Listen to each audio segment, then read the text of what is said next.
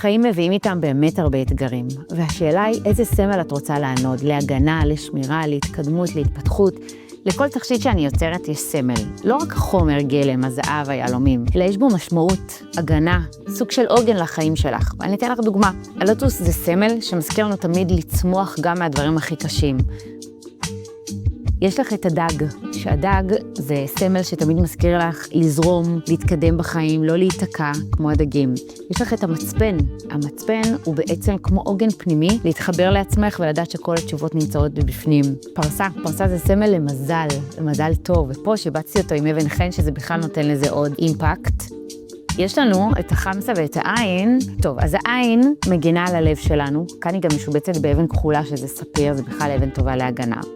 יש לנו את החמסה, שהחמסה היא גם מאוד מאוד טובה להגנה בצורה שלה, וגם כאן היא משובצת באבן ספיר.